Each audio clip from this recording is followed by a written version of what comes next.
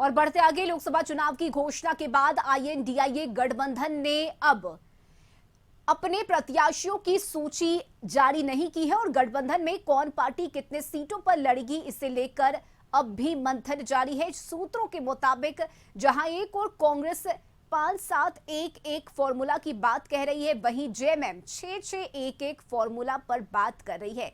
JMM प्रवक्ता मनोज पांडे का कहना है कि 5-7-1-1 का फॉर्मूला आलमगीर आलम जी ने बयान दिया है। कांग्रेस का ये अधिकृत बयान नहीं है और मुझे लगता है कि अभी अधिकृत घोषणा नहीं हुई है। जेएमएम कांग्रेस के आलाकमान बैठकर निर्णय लेंगे, इसकी उम्मीद है। 6-6 सीटों पर बात बन जाएगी। कि 5-7-1-1 का फॉर्मूला अभी आलमगीर साहब ने बयान दिया है, परंतु अभी तक मुझे ये जानकारी नहीं है कि क्या ये कांग्रेस का अधिकृत बयान है, और मुझे लगता है अभी अधिकृत घोषणा नहीं हुई है। हमारे आलाकमान, कांग्रेस के आलाकमान मिलकर बैठकर मुझे लगता है ये घोषणा होगी, और अभी भी मुझे उम्मीद है कि 6-6 पर बात बन जाएगी। लोकसभा चुनाव का ऐलान हो चुका है, लेकिन आईएनडीआईए गठबंधन में अभी तक सीट शेयरिंग नहीं हुई है, जिस पर कांग्रेस नेता राकेश सिन्हा ने कहा कि हर पार्टी की अपनी मंशा होती है, हमें गठबंधन के साथ चुनाव लड़ना है। साझेदारी और हिस्सेदारी की जब हम बात करेंगे तो तमाम चीजों पर गठबंधन के अंदर बात होगी और तब निर्णय होगा। फिलहाल गठबंधन के अंदर सारी चीजें फाइनल हो चुकी है और बहुत जल्द सीट शेयरिंग और उम्मीदवारों की घोषणा की जाएगी।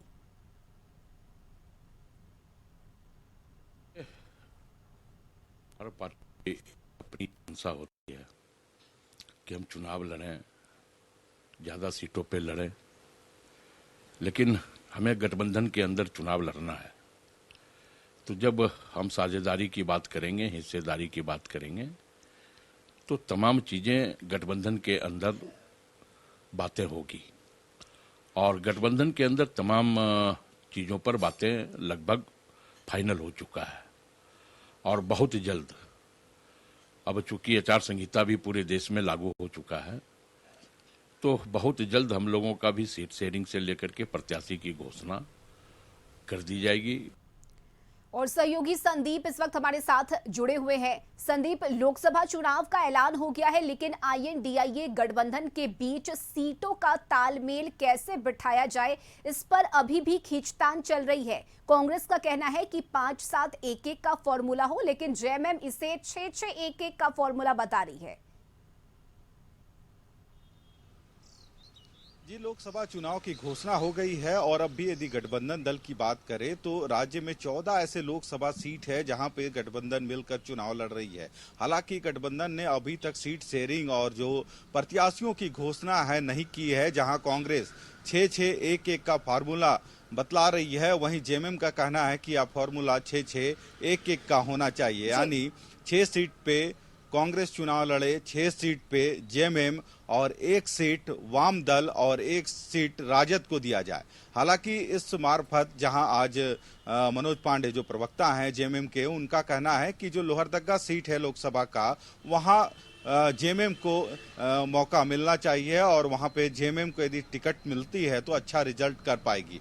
हालांकि दूसरी तरफ जो कांग्रेस के प्रवक्ता हैं राकेश सिन्हा, उनका कहना है कि जो जेएमएम और कांग्रेस के जो आला नेता है वो तय करेंगे, और लगभग सारी चीजें तय हो चुकी है। जो फार्मूला है वह तय है, सिर्फ ऑफिशियल जो अनाउंसमेंट है वह करना बचा हुआ है, और 1 से 2 दिनों के अंदर में प्रत्याशियों की घोषणा और सीट शेयरिंग की जो बात है वह भी स्पष्ट हो जाएगा।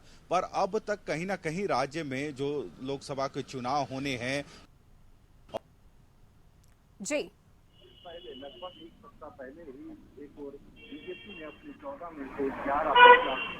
14 में से 11 प्रत्याशियों के नाम की घोषणा सबसे पहले कर दी है। तो कहीं ना कहीं देखना होगा कि गठबंधन में आखिर क्यों पेच फंस रहा है। और एक सीट यानी लोहरदगा की जो सीट है, कहीं ना कहीं कांग्रेस भी उस सीट को चाह रही है कि उसे कांग्रेस को मिले, वहीं जेएमएम भी चाह रहा है कि वह सीट लोहरदगा का उनको मिले और वहां पे एक जीत सुनिश्चित हो सके। हालांकि दावे गठबंधन का साफ तौर पे एक ही है कि वे 14 में से 14 सीट जीतेंगे और एक भी लोकसभा में कमल फूल इस बार नहीं खिलने जा रहा है। वहीं यदि दुमका सीट की बात करें तो जेएमएम की तरफ से जो खबरें आई हैं उसके अनुसार हेमंत सोरेन यानी पूर्व मुख्यमंत्री हेमंत सोरेन दुमका सीट से चुनाव लड़ सकते हैं, ऐसी इच्छा जेएमएम पार्टी की है, कार्यकर्ताओं की है। और उन्होंने साफ तौर पर मनोज पांडे का कहना है इस मार्फत कि इस बार जिस तरह से प्रताड़ना या फिर बेइज्जती पूर्व मुख्यमंत्री हेमंत सोरेन की गई है, तो इसका जनता माकूल जवाब इस 2024 के लोकसभा चुनाव में देने जा रही है और 14 में से 14 सीट जो है इस बार गठबंधन के खाते में आएगा। जी बिल्कुल संदीप, जीत के दावे अपनी जगह है, लेकिन इस वक्त महत्वपूर्ण ये है कि जल्द से जल्द सीट का बंटवारा हो जाए, उम्मीदवारों के नाम की घोषणा हो जाए, क्योंकि समय काफी कम है। बहुत शुक्रिया संदीप आपका तमाम जानकारी के लिए। और यहां रुकेंगे एक छोटे से ब्रेक के लिए, जल्द लौटेंगे।